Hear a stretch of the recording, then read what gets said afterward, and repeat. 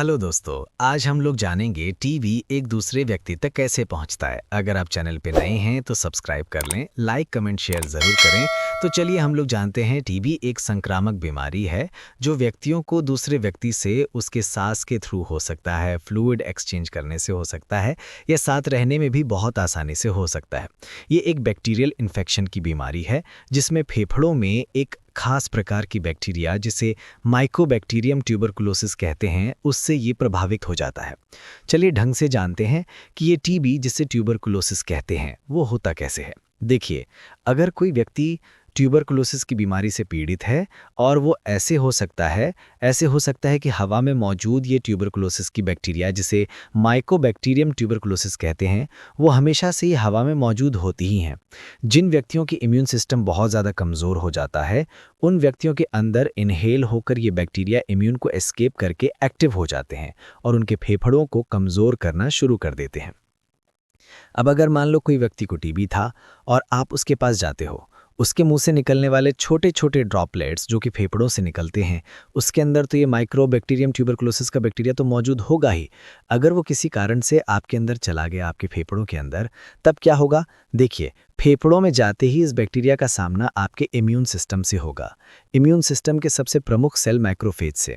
Macrophage इन सारे के सारे बैक्टीरिया को जो कि फेफड़ों के अंदर ट्रैक रहते हैं, जो कि बाहर से आ गए हैं, उन्हें चारों तरफ से घेर लेता है, एक ग्रैनुलोमा बना लेता है। मतलब बैक्टीरिया आपके अंदर तो आ जाएगा लेकिन वो आपका कुछ बिगाड़ नहीं पाएगा क्योंकि बैक्टीरिया को पूरी तरीके से माइक्रोफेज घेर लेगा, इम्यून अपना काम तो करेगा ही। और इस स्टेट को जिसमें बैक्टीरिया आपके अंदर तो है लेकिन वो कुछ कर नहीं पा रहा है, उसे टॉर्मेंट स्टेट कहते हैं। इनएक्टिव स्टेट कहने का मतलब है कि इसमें बैक्टीरिया इनएक्टिव स्टेट में रहेगा, कुछ करेगा नहीं।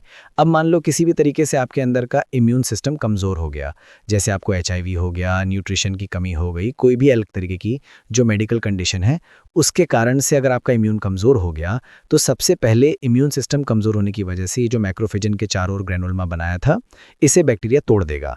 ये बैक्टीरिया अपनी संख्या बढ़ाने लगेगा तोड़ के और लंग्स में धीरे धीरे फैलने लगेगा। लंग्स के आसपास के सेल्स को ये मारना शुरू कर देगा, उसके फंक्शन में कमी आने लगेगी लंग्स के। होता यह है कि इसके कारण से लंग्स में कई छोटे छोटे बिल्कुल छोटे छोटे दाने की तरह ट्यूबरकल्स बनना स्टार्ट हो जाते हैं इस बैक्टीरिया की वजह से, जो कि लंग्स के फंक्शन को बहुत ज़्यादा इफेक्ट करते हैं।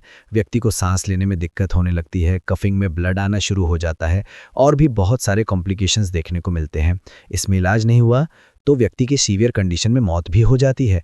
वैसे आपको बता दें कि टीबी के इनएक्टिव स्टेट से एक्टिव स्टेट होने के चांसेस केवल और केवल 5 से 10% ही होते हैं। अगर आपका इम्यून मजबूत है तो आपको ये बीमारी नहीं होगा। वैसे इसका इलाज संभव है, बहुत ही आसानी से इसका इलाज हो सकता है। लगभग 6 महीने से 1 साल तक इसकी दवा चलती है डॉक्टर के प्रिस्क्रिप्शन के अनुसार, तो घबराने की कोई बात नहीं है। कुछ एंटीबायोटिक्स इसको पूरी तरीके से सही कर देंगे और अपने इम्यून को हमेशा स्वस्थ बनाए रखिए। एक्सरसाइज कीजिए, पानी पीजिए, हरी सब्जियां खाइए, ग्रीन लीफी सब्जियां वगैरह, आपका इलाज बहुत ही आसानी से हो सकता है।